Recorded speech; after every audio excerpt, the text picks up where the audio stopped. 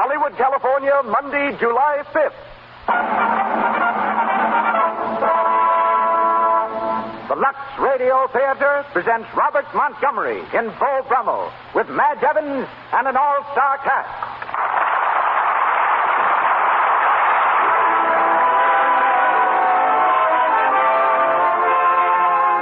Lux presents Hollywood. Our stars, Robert Montgomery, Madge Evans, Leo G. Carroll, Bramwell Fletcher, Jean and Kathleen Lockhart, and Edwin Maxwell.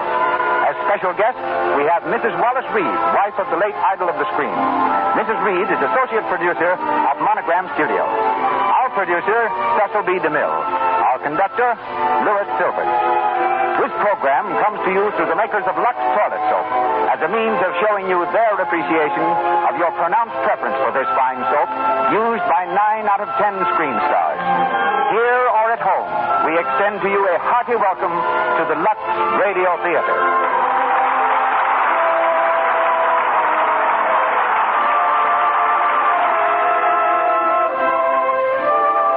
Skin often tells a lot about the girl herself. If it's clear and smooth, you can't help feeling she's attractive, alert, and up to date. But sometimes her skin makes you believe she's the lazy, careless type. Or often, just from carelessness, from failure to remove cosmetics thoroughly, her skin can become dull and have tiny blemishes and enlarged pores. Signs of cosmetic skin. But by using Lux Toilet Soap regularly, you can guard against this modern complexion trouble. Lux Toilet Soap has an active lather that removes stale rouge and powder thoroughly. This gentle, pure soap guards against dangerous pore choking. Remember this simple beauty care. Follow it, and have the satisfaction of knowing that you are keeping your complexion at its very loveliest. Use Lux Toilet Soap before you put on fresh makeup, and always before you go to bed at night. Buy some Lux Toilet Soap tomorrow. And now, our producer, ladies and gentlemen, Mr. Cecil B. DeMille.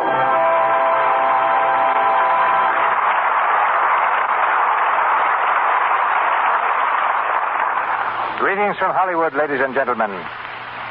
For the truest portrait of George Bryan Brummel, look outside your window tonight.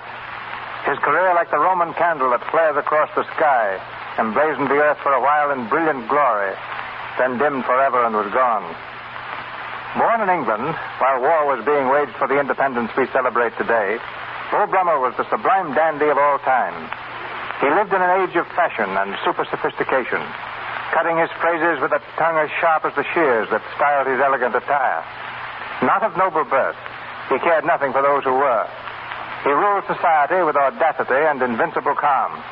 A duchess once walked backwards out of a room because Brummel said her back was an offense to his eye. The lace of his boots, the blue of his coat, the number of buttons that decorated his trousers just above the ankles were as much the laws of England as if decreed by Parliament itself. That was Beau Brummel, who lives again on our stage tonight, as played by Robert Montgomery of Metro-Goldwyn-Mayer Studios.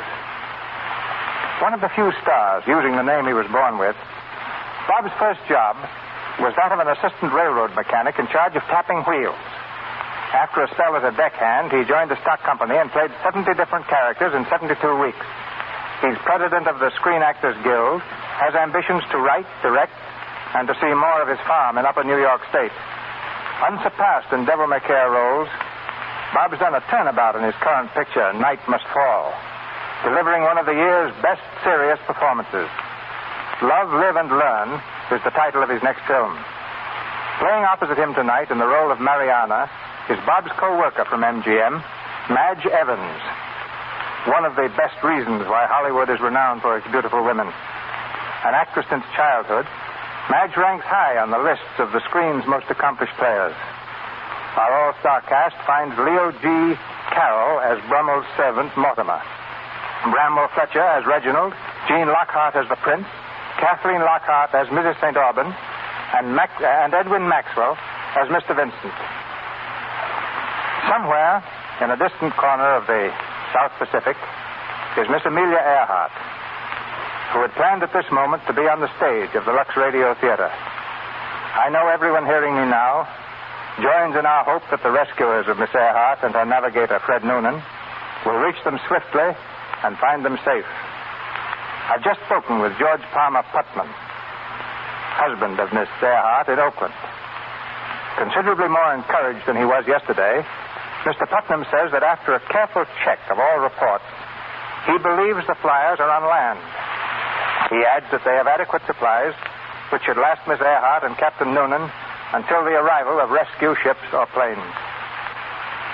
At the end of this hour, we have an important announcement for you.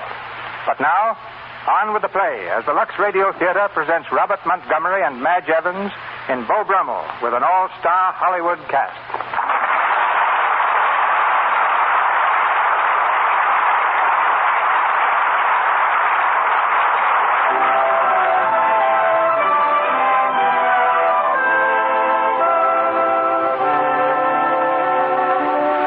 London, in the year 1820. And our scene is the handsomely furnished dressing room of Beau Brummel. It's 11 o'clock in the morning, the fashionable hour of rising. Seated in front of his dressing table mirror, Beau Brummel appraises his reflection with a critical eye. His servant, Mortimer, hovers about, offering articles of dress and the gossip of the day. Will you wear the yellow waistcoat, Mr. Brummel, sir? A yellow waistcoat with green trousers? Really, Mortimer? Must I appear on the streets looking like a canary? Your pardon, sir. The tan waistcoat, of course, sir. With the brocade, please. And a ruffled shirt this morning. Yes, Mr. Brummel. Now continue. What further news in London? None of any account, sir. The Dowager Lady Slopington ran off yesterday with young Philip Pettibone. If it happened yesterday, it must be forgotten today. And Captain Badminton shot himself in the park last night, sir, after losing £10,000 at hazard. Oh, it was very stupid of him. He should have shot himself first. Is he dead, Mortimer? No, sir. Really? Well, he always was a bad shot. You'll find some of his IOUs among my papers. Return them to him cancelled with my compliments. He can use them for plasters. And who has called? Oh, nobody, sir. To be sure, there's been the usual crowd of people with invitations for dinners and balls, sir. Yes, of course. And the usual crowd of creditors with their bills and accounts.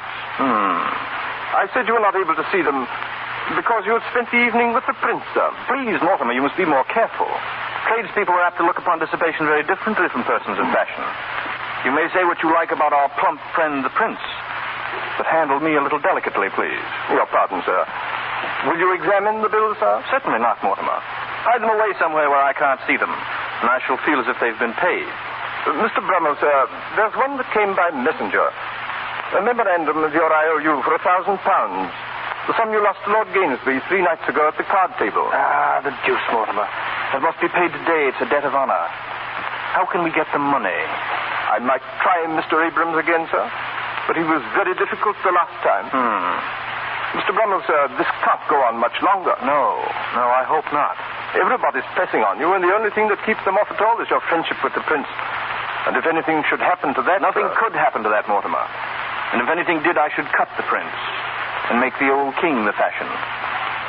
If I might be so bold, sir, I've been wondering, Mr. Brummel, of the advisability of a rich marriage. Yes, it has occurred to me occasionally. In fact, it's passed through my mind quite recently that it might be desirable. Only to decide on the person really seems too difficult a task for me to undertake. You would not have me marry a mere money bag, Mortimer? But the great Mr. Brummel has only to choose, sir. Yes, of course. But one desires some sentiment. I wouldn't care to make a loan for life and give myself for security. Mr. Brummel, sir, have you ever observed Miss Mariana Vincent? Yes, I've noticed her in the park. Her person is perfect. Is her matrimonial figure as good? I believe it is £60,000, sir.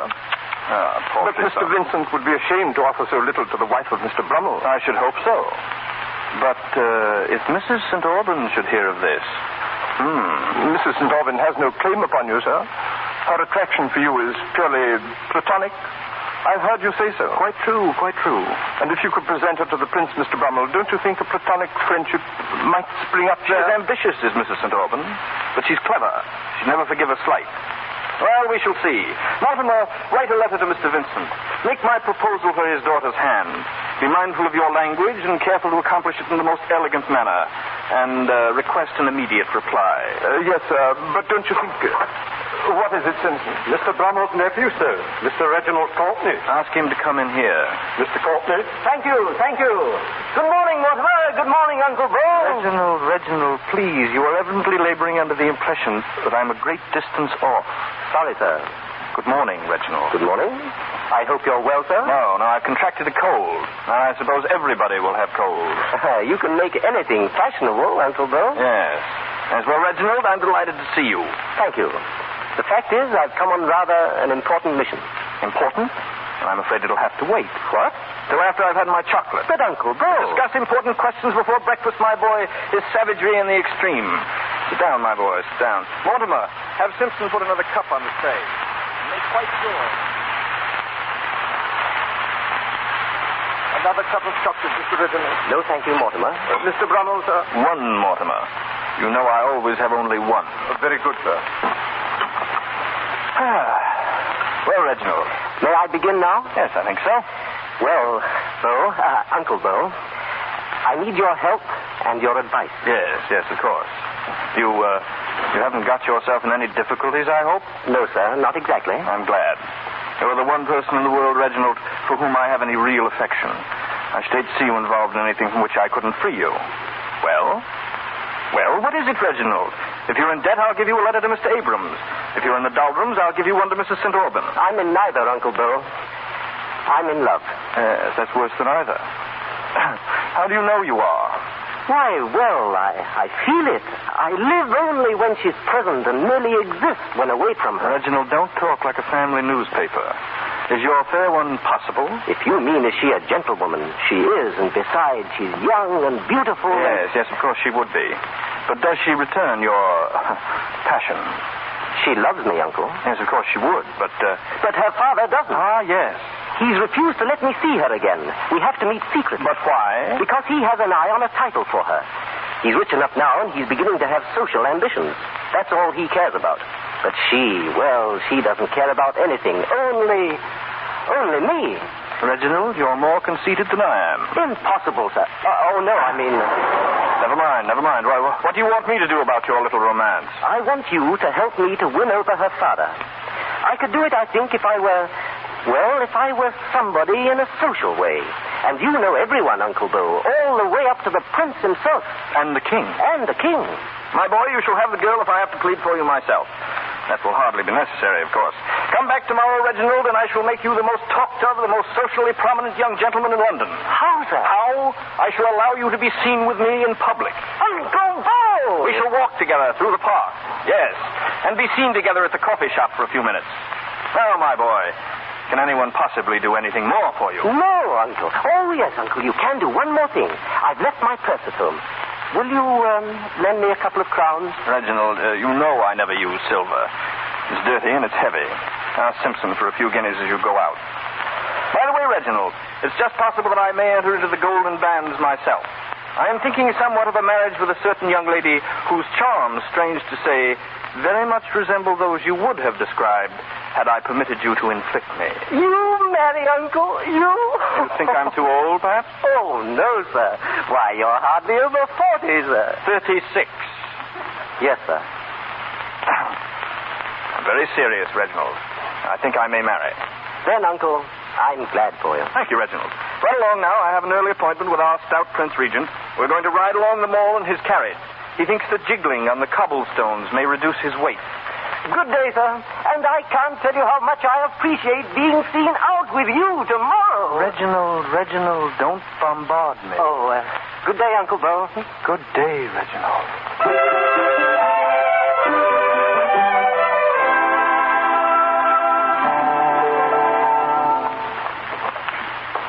And if you will do me the honor to call upon me, or if I may do myself the honor of appearing on your doorstep tomorrow evening, I'm sure the association will be of mutual satisfaction.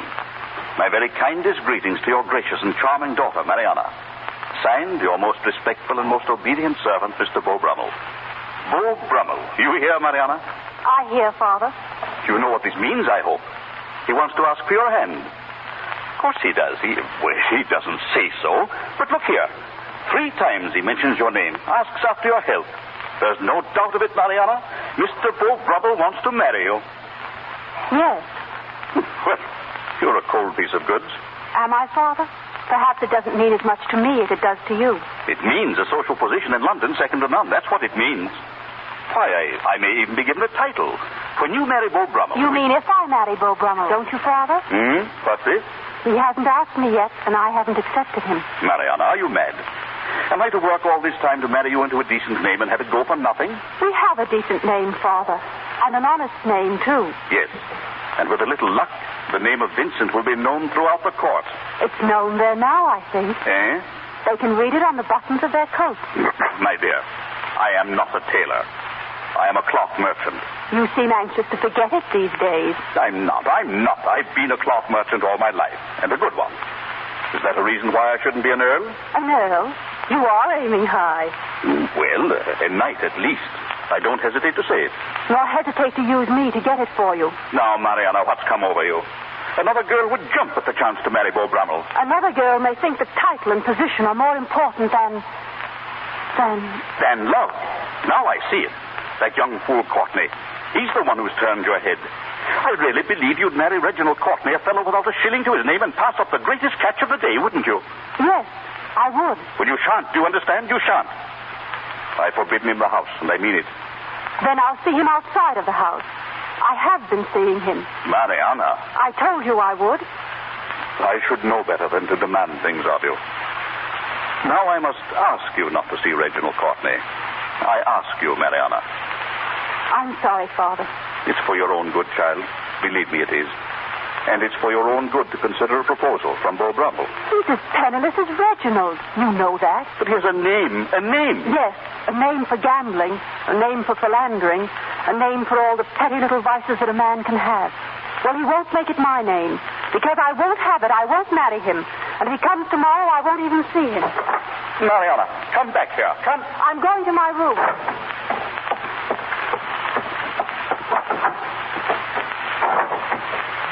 Miss Mariana. Well, I've been waiting for you to come. What is it, Kathleen? That young gentleman is here again, Mr. Courtney. Reginald? Where is he? In the garden, behind the tree near the back gate. I'll see him. Wait here, Kathleen. Yes, Miss Mariana.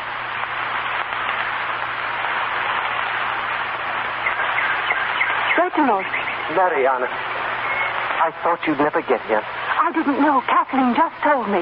Here, if we can sit behind the tree. Let me look at you. Oh, you're more beautiful than you were yesterday. I won't be if Father catches us. Come on. I hate skulking about like this, but I had to see you. I hate it more than you, darling. It's been horrible. Oh, Mariana. And now I suppose it will be worse than ever. It can't be much. What do you mean? Nothing. Has your father been at my throat again? As usual. He won't be for long. I've got a little surprise in store for him and for you. Surprise? Tomorrow. Tomorrow what? Tomorrow I shall go for a walk in the park. The rest is the surprise. Tomorrow may bring more surprises than you think. In the evening, a gentleman is coming to call on me. What? Oh, a very fine gentleman. A gentleman whose hair is curled in the latest mode, whose buckles even are the latest to be seen, who smells of the very latest perfume. Are you jesting, Mariana? Worse luck, I'm not. Who is the man? Why is he coming? Oh, let's not talk of it, Reginald. He wants you to marry him. That's it, isn't it? I suppose so. You must feel very flattered. A real gentleman. Reginald. It's a strange thing that he's allowed the front door while I have to sneak about hiding behind trees. That isn't my fault. Who is he? Does it matter, darling? I suppose you've sent your acceptance? Reginald, please, if I'd known you were going to act like this, I shouldn't have told you. Well, how do you expect me to act? Am I to stand by and watch some court dandy steal you away from me? He hasn't stolen me yet. Yet? Oh, I see. He might, though. There's a chance of it. I didn't say that. That's what you meant. Oh, you're unreasonable. You're not going to see him. You understand that? I won't allow it. You won't allow it? I'm a little tired of having my life routine by other people. I'm a little tired of being told what to do and what not to do. Hereafter, I shall do what I like. You refuse me, then? I shall do what I like. Very well, then. Marry him. Go on, take him. If you continue to act like this, I shall. So you marry to spite me. That's the kind you are. I've a mind and a will of my own. I shall marry whom I like, when I like, and where I like. Very well, then. I wish you happiness. Goodbye, Miss Vincent. Goodbye, Mr. Courtney. Reginald. Reginald.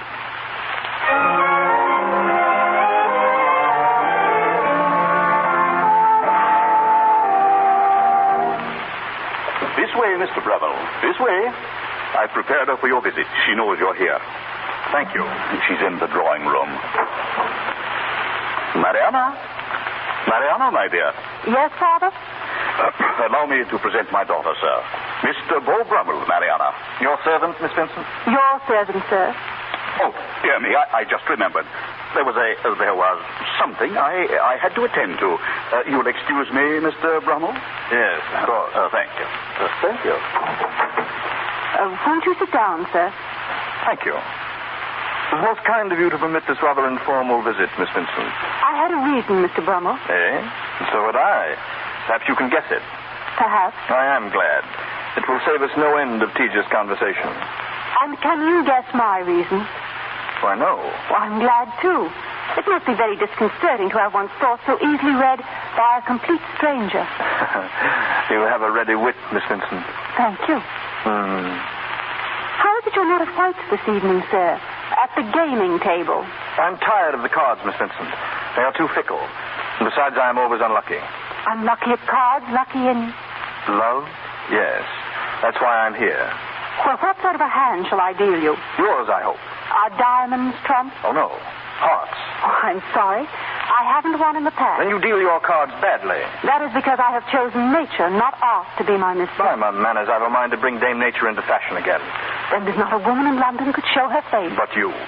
And if you would deign to be seen always on my arm... Always, Mr. Brummel? I fear you would wear me as you do your coat and throw me aside when I'm wrinkled. Oh, please don't mention wrinkles. They give me the jaundice. I cannot but remember that only yesterday, every bench in the mall, every lady's tea table, every entr'acte of a play was the occasion for reportings of Mr. Brummel's fancy for the Honorable Mrs. St. Auburn. You cannot imagine I have not favored some women more than others? Mrs. St. Auburn was clever and amused me. We passed our time in laughter, not in loving. And now she is out of favor. On the contrary, she's greatly in favor with the prince himself. You threw her to him then? As you do your styles and your worn-out quips? You do the prince an injustice, Miss Vincent. But you're quite right, of course. You're very frank. Oh, no. Lying is one of the finer arts of life. But I never practice it unless there's a chance that I can do it justice. It would be a shame to waste a perfectly good lie on a person who doesn't believe it. You're very amusing, Mr. Brummel. Yes, I know. Do you? And I am in the hope, Miss Vincent, that I may continue to amuse you often. Often? If you will accept my escort into the social life of London, if I may have the pleasure of your company at Mrs. Honor's dinner and the Prince's reception, the Prince's reception? Yes, I heard. And your answer?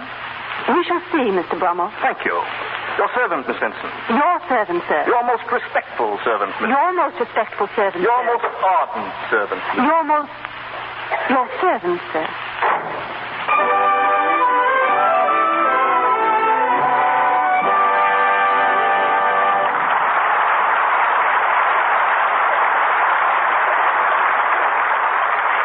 Beau Brummel continues in the Lux Radio Theater in a moment.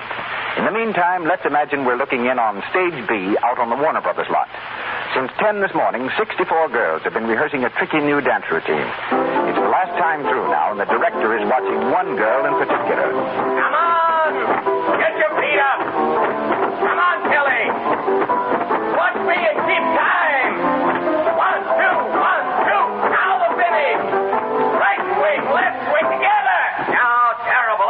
Okay, that's all. Everybody on stage in costume at 10 tomorrow. And Peggy Kelly, remember that foot change. Oh, boy, am I tired. I just hurt all over. Oh, me too. You know, I almost wish I wasn't going dancing with Jim. Ah, don't worry. Remember how a Lux Toilet Soap bath peps you up. That's right, darling. Of course I feel brand new. The active lather of Lux Toilet Soap removes perspiration and every last trace of dust and dirt. It leaves skin really fresh, delicately perfumed. You're refreshed, daintiness is protected. Once again, Mr. DeMille. We return to Robert Montgomery, Madge Evans, and the story of Beau Brummel.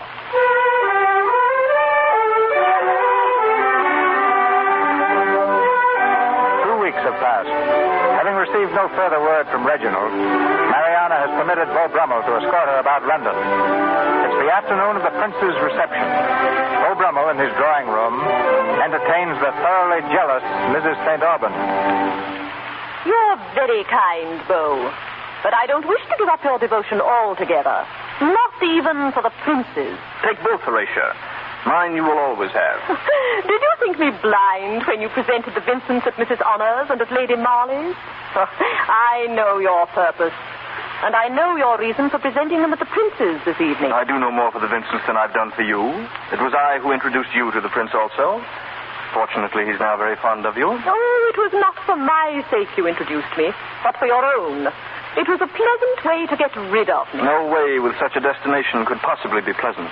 You puff the Prince with the conceit that he is driving you out of my affections against your will. Suppose he should know the truth. Royal personages are so rarely told the truth that if he did hear it, he wouldn't recognize it. What would become of his friendship for you, do you think? And what would you do without it? He would have my sincere sympathy. Suppose I were to inform him? My dear Horatio would not be so foolish as to ruin herself. Would the Prince, do you think, still care for you if he thought I no longer admired you? I will not be thrown over for the daughter of a cloth merchant. The Prince shall know whom he is entertaining this evening, and he shall know why. I shall see to it. Then you shall have my sympathy also. Oh, no. You seem to forget, my dear Beau, that the Prince already dosed on me. We're both playing a little game, you and I. But I am persuaded I shall win, for I stake on a heart. Your fortune will turn, for you stake on a knave. And the knave is you? Exactly. And what will take my knave when the king is out of the pack? Why, then I think a queen might turn up. And the queen? Miss Mariana Vincent. Oh, good day, Mr. Brummel. Good day, Horatio.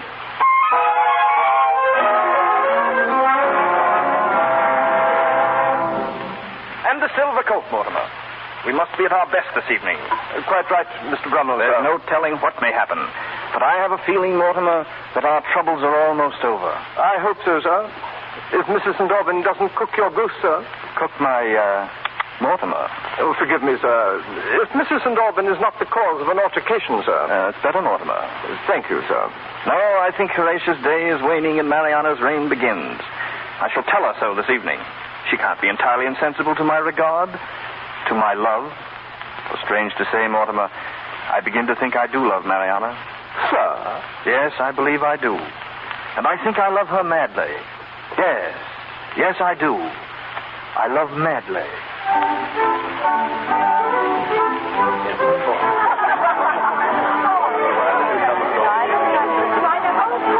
Everyone is laughing at the Prince behind his back. To take a cap off for his lady. He'll wake up to it soon, and when he does, there'll be a... Very fine. Mariana Vincent. They say she's a cloth merchant's daughter. Cloth merchant? Well, she'll keep her Brummel in waistcoats anyhow.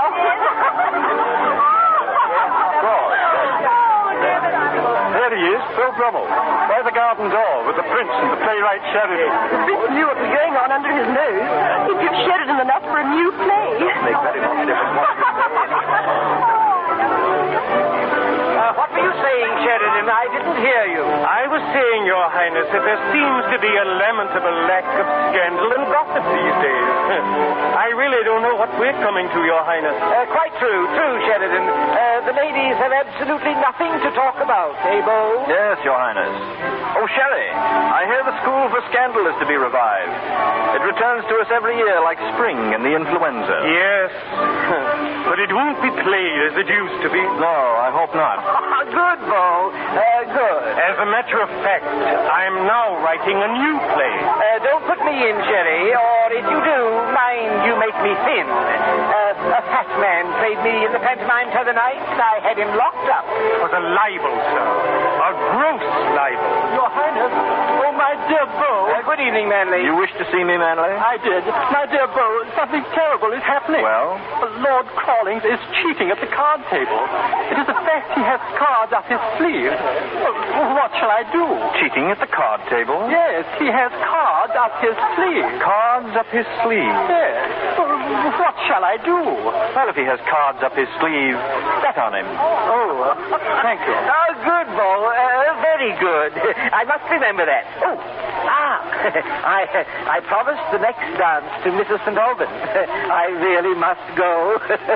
Your pardon, Beau. Of course, Your Highness. I have an engagement myself.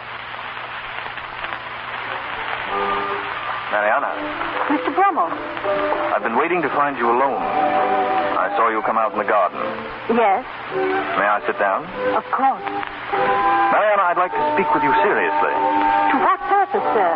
Or shall I guess again? To make a confession. You know it, perhaps, but I want to tell you myself. When I first asked for your hand, Mariana, I neglected to bring my heart. I admired you, yes, but I didn't love you then, not madly. You were right, you see. Diamonds were trumps. But my admiration deepened first into esteem, and then became more. Much more. There is my confession, Mariana. I sought only your fortune at first. Now I seek you. Mr. Brummel. Yet were you penniless. I wouldn't marry you. Oh. Because I wouldn't drag you down to share this miserable, uncertain lot of mine. That is the only reason, and it's a true one. I begin to believe in you. I remember no other words that you have spoken. May I kiss your hand? I think I'd rather you didn't. I believe you're right. Yes, I'm quite sure you are. Thank you. You have saved me from doing something very commonplace. You aren't angry. I believe it's exactly 15 years since I last lost my temper. But, Mariana, I still await your answer. It's rather a new sensation for Brummel to be kept waiting. You'll wait no longer, then. Not in this house. Your Highness. So this is how you use my hospitality, Brummel, to further your financial affairs with a miserable cloth merchant's daughter. Oh, don't distress yourself, Mariana. It's nothing. But His Highness has been dancing with Mrs. St. Auburn. And what if I have? You are not angry, my lord, because Miss Vincent's father is wealthy. It is something far deeper, I think. Something you discovered about your certain attraction to Mrs. St. Auburn. Curse your impudence. Softly, my dear prince, or you'll make a fool of yourself. I'm tired of your impertinence, Brummel. You're out of favor. Do you hear? Could I help but hear? Yes. My dear prince, first you lose your equilibrium, and now you lose your temper. Have a little snuff. You may keep your little snuff. He knocked it out of his hand. Listen, Dad, the prince knocked it out of his hand. Very bad manners. Very bad. I shall have to leave at once. Your Highness, order my carriage. Why, you upstart.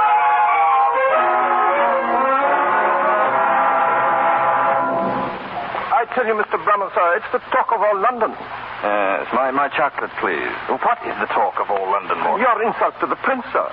Last night at the reception. Oh, yes. Well, it's all over now. The prince has probably forgotten it. I have. Your creditors hadn't, sir. It was your friendship with His Highness that saved us before, but this morning there were 2 bailiffs at the door, sir. Bailiffs? Disgusting. What did they want? They were sent by your creditors to arrest you, sir. Well, if they come again, you may reassure them, Mortimer. You may tell them I have an appointment this morning with His Highness. Oh, have you, sir? No. But I'll be riding through the park with Mr. Sheridan. We're sure to meet the prince's carriage. We'll stop and talk. If he should cut you, sir. Then I shall cut him back. But he won't, Mortimer. Have no fear.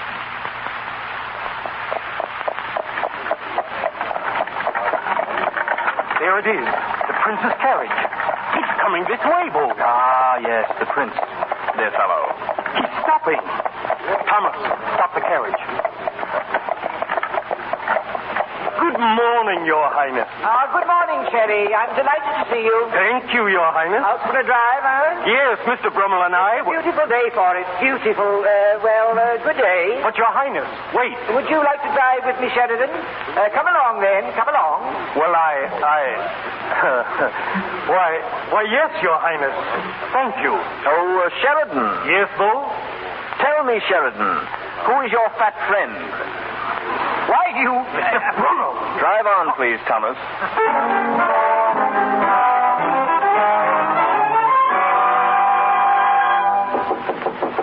Mariana.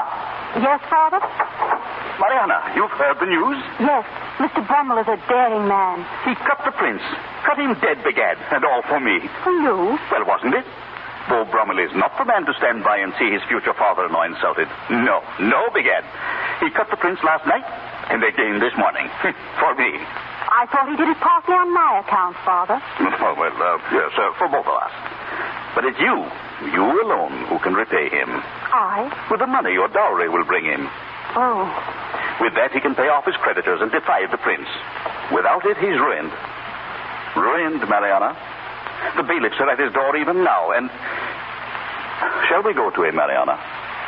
He needs his friends now, what he has left of them. And you owe him your gratitude. You owe him your sympathy. And they must take the place of affection? Yes, Mariana. You have no other attachments now. You've neither seen nor heard anything of that young scoundrel Courtney for weeks. Or have you? No. Well, then. Well, Mariana? You may order the carriage, Father. Thank you. Thank you, Mariana.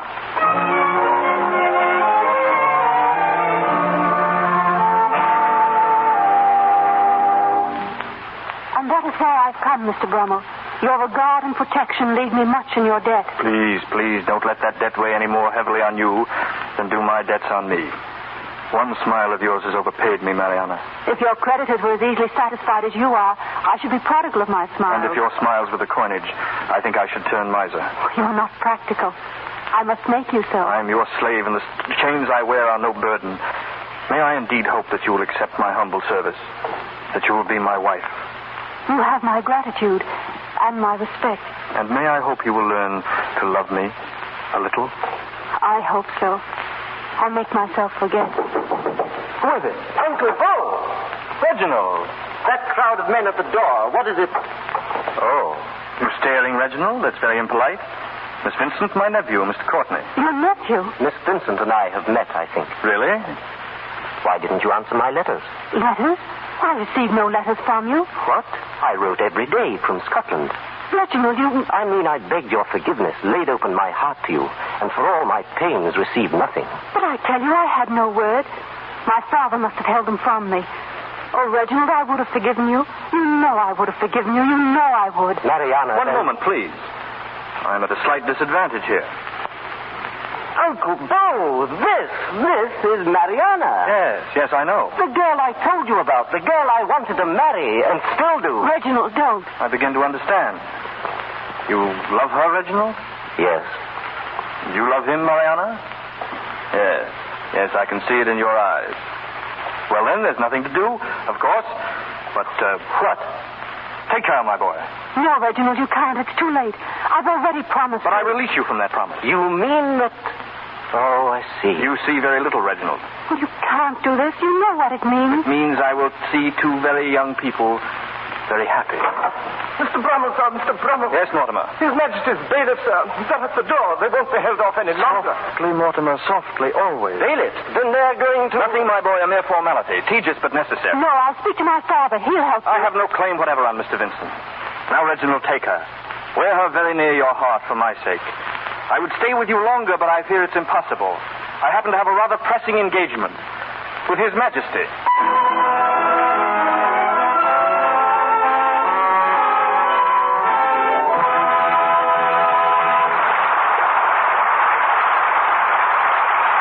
We pause for station identification. This is the Columbia Broadcasting System.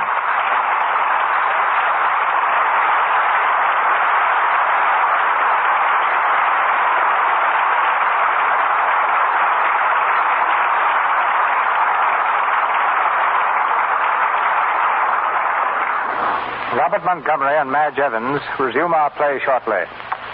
My association with the woman from whom we now hear goes back some 20 years, when the Clark Gable and Robert Taylor of the day was her late husband, Wallace Reed. I'd seen Wally playing the blacksmith in The Birth of a Nation, and lost no time in placing him under contract. It was then I first met our guest, Wally's wife, known professionally as Dorothy Davenport, one of the screen's important actresses and often his leading lady. Now an associate producer, she's one of the handful of women in Hollywood occupying a position of such responsibility. Mrs. Reed has just returned from 2 months in the Samoan Islands, where she took a production unit for Monogram's new picture, Paradise Isle. Thank you, C.D. And there, incidentally, I ran into a situation that I think should interest listeners of the Lux Radio Theater. Before I left for Samoa, I was advised to add soap to my stock of trinkets, chewing gum, and whatnot. But the natives went for it in a big way. So, having been Lux conscious for many years, naturally that was the soap I took in large quantities, expecting to make an especially good impression with it. To my surprise, the natives accepted my sweetly scented gifts most casually. But I soon learned why. Lux is always in stock at the Navy Commissary in Samoa and available at the local stores. So, you see Lux toilet soap, no novelty, even in the South Seas. The natives are accustomed to its use as we are here in Hollywood. What sort of motion picture actors did the natives make? Oh, excellent ones. But they're act pupils at anything. The entire population of the village, in fact. we chose it as a base, about 150 strong, appointed themselves assistants and were very proud, serious, and efficient about their work. Our only real difficulty arose when we imported dancers from another village. They flatly refused to share honors, so close shop it was. But really, the Samoans are charming people. They're happy, generous, and most hospitable. Much too hospitable. Now, what do you mean by too hospitable? Well, they continually had feasts in our honor, and as the unforgivable offense is refusing their hospitality, we spent many hours sitting cross-legged on hard floors, trying to toy convincingly with their most special delicacy. No feast there is complete without a pig, served definitely on the rare side. And their poi is really something. Sort of a saturate solution of squashed ripe bananas and coconut milk. Apparently, I got away with it, for I was duly and solemnly anointed chiefess of the village. A very nice occasion as the elements outdid Somerset Maugham. For 3 hours, I sat responding, via interpreter, of course, to flights of oratory while rain poured down my back and coconut oil down my face. So, they must have recognized your executive ability, just as we have in the picture business. But, Dorothy, can you tell us why there are so few women producers in films?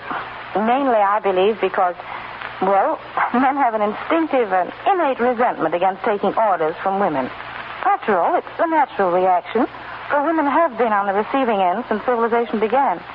Personally, my experience with men in business has always been pleasant. And I believe any woman can work successfully with men if she'll try to meet them on their own ground and get their slant on things. And business women learn to appeal to men's logic, and instead of leaning on their chivalry, they get along lots better. It seems like a very good cue for me to get along. Thanks, CB, and as we say in Samoa, tofa. Tofa to you, Dorothy.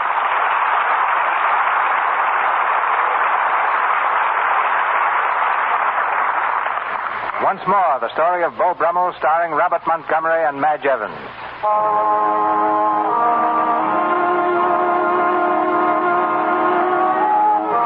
With the passing of the years, passes the reign of Beau Brummel. His friends have gone with his fun, and his elegance with his friends. In a poorly furnished lodging house in France, he makes a vain pretense at appearances, trying desperately to retain an outward show of his former glory. But his hair is gray, and his clothes long out of fashion show the wear of years. Mortimer, still faithful, stands beside him in the uncarpeted room. Well, Mortimer? No letters this morning, sir. Not even one? Not even one, sir. Unless we count the bill. Hardly. Will you have your chocolate now, sir? It's all we have, but it's something.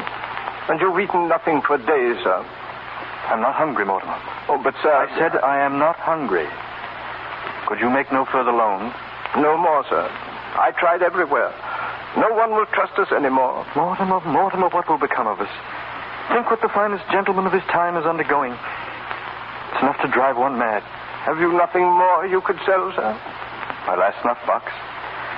You would not have me dispose of that, Mortimer? Paltry trifle that would bring nothing? No, there's nothing, Mortimer. Everything belongs to that wretched female creature who dignifies this hovel with the name of lodging. If only you would permit me to write to Mr. Vincent, sir. No. I've told you that neither Mariana nor Reginald must know. They're married. They're happy. Let them forget. Then the prince, sir. He's now in France, I hear. The prince is king. Have you forgotten? No, Mortimer. It's bad enough I've come to this level without having people know of it. We shall write to no one. Yes, sir. Good morning. Good morning. Mortimer, it's our hostess, the landlady. Offer her a chair. I want no chair. Your Mortimer had better offer me some rent money, or out you go. I've warned you, Mr. Brummel. Your chair, madam. I'll stand. Then sit in it yourself, Mortimer. I cannot permit you to stand. You're tired. I'm so sorry, my dear madam, that I have nothing to offer you. The supplies for which Mortimer went out a short time ago have not yet arrived. Well, when they do, they'll not pass my door. I'll tell you that. Do, my dear madam, do help yourself. And speaking of helping yourself reminds me, would you mind returning some of my shirts? I'm sure you cannot wear them yourself. Mortimer? Yes, sir. How many were there in the wash last week? 12, sir. Yes, and now if you wouldn't mind returning... I'll do nothing of the sort. I'm sick of your fine manners. I want more of the money and less of the politeness. You mean, my dear madam, you want more of the politeness and less of the money? You pay me today, or out into the street you go. Your polite talk may do good there. It may do for the stone. but it will not do for the flesh. Not for this flesh. Pauper. Mortimer. Yes, sir. What did she call me? Pauper, sir. Pauper? She's right. And that's what hurts. Mortimer. Yes, sir. My snuff box, please. There's no snuff in it. My snuff box, please. And my brown coat. I'm going out for a walk.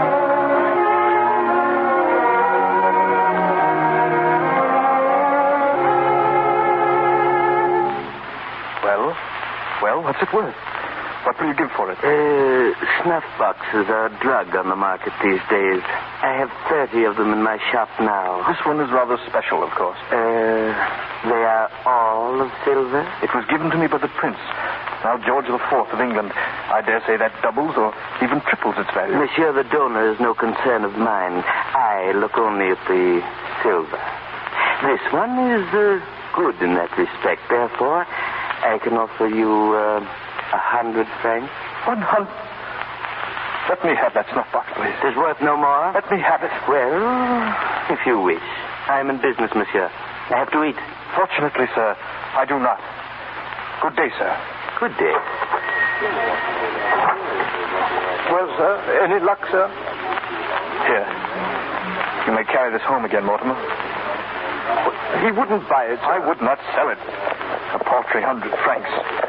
100 francs, Oh, my... Mr. Brummel, sir, are you ill? Take my arm, sir. Lean on me. On the street, Mortimer? No, not on the street. Well, you're pale, sir. Your arm is trembling. Stand away, please. I can walk. Alone. Oh, Mr. Brummel, sir. Help here, help. He's fainted.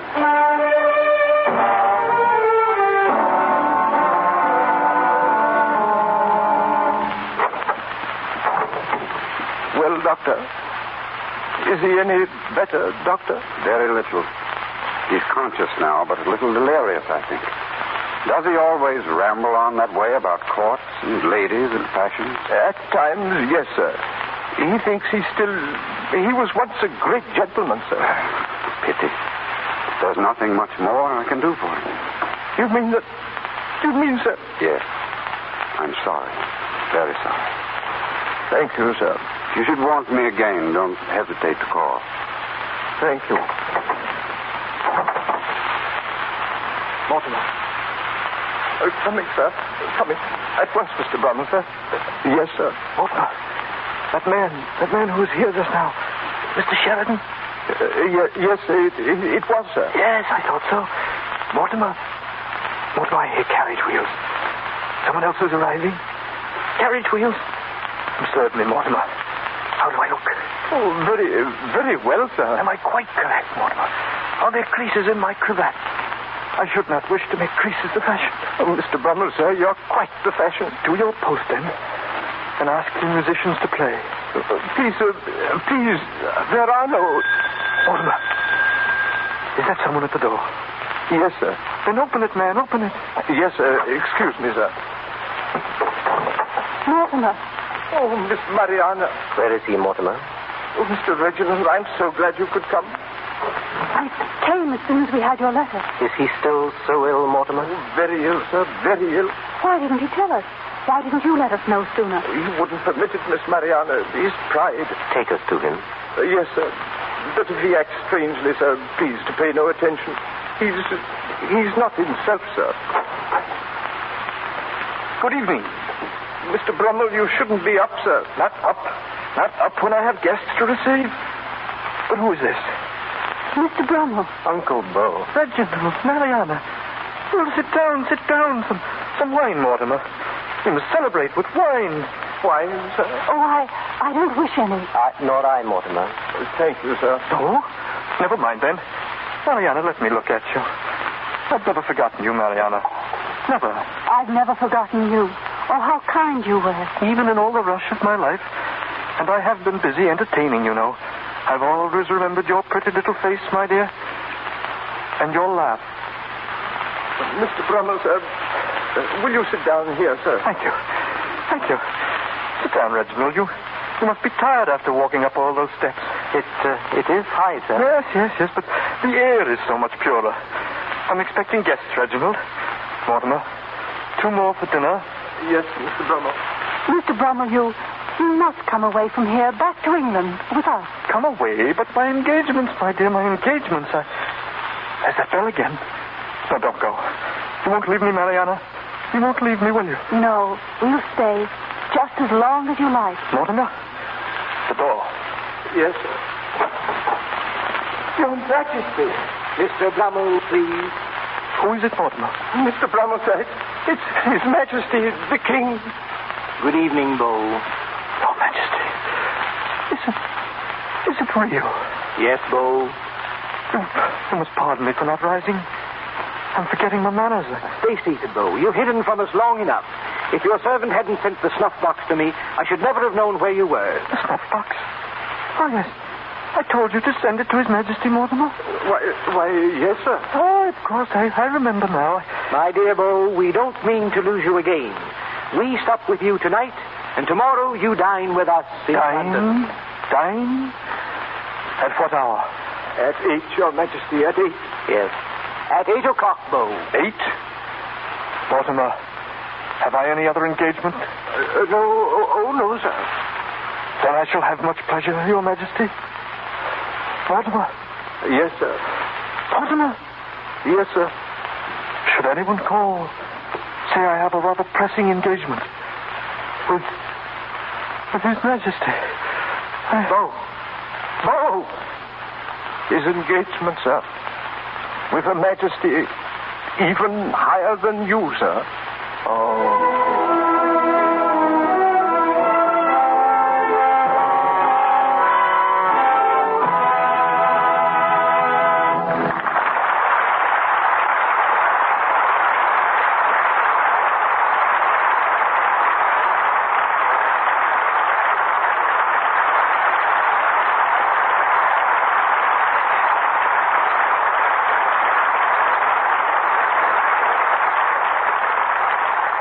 And so do we conclude our play and bring you as themselves our Beau and Belle, Robert Montgomery and Madge Evans.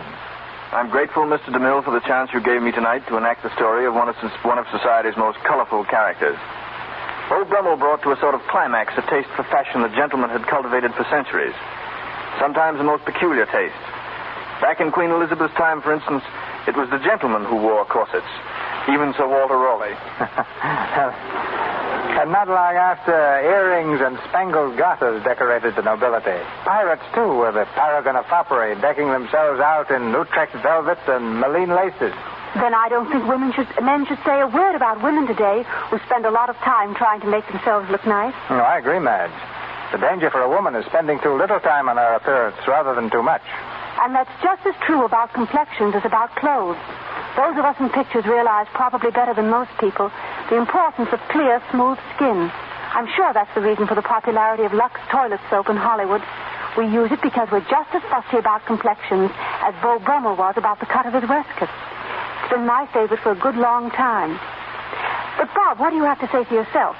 When are you going back east to plant a few potatoes on that farm of yours? They'll have to be fall potatoes, Madge, because I doubt if I'll get away until September. It must be quite a thrill to the people back there to have you as a neighbor. Well, I sort of doubt that, and I can prove it. One night last year, just before I was about to return to Hollywood, I drove over to say goodbye to my nearest neighbor, a couple of miles away. It was after 9 o'clock, so he had to get out of bed and come down on the porch where I was waiting. I've known that man for several years. He's a great friend of mine and the best farmer I know. Well, we talked crops for a few minutes, then shook hands and said goodbye. I could tell he had something on his mind, but I'd walked way down to the gate before he called me back. I stepped up on the porch again. He looked all around to make sure that no one was eavesdropping, and then he said, "I say, Mr. Montgomery, I hear you're an actor." I don't know what you answered, Bob. But if he's listening in tonight, he's learned that you're one of the best. And to you, Madge, and to you, Bob, our thanks for a very fine performance. Thank you. Thank you.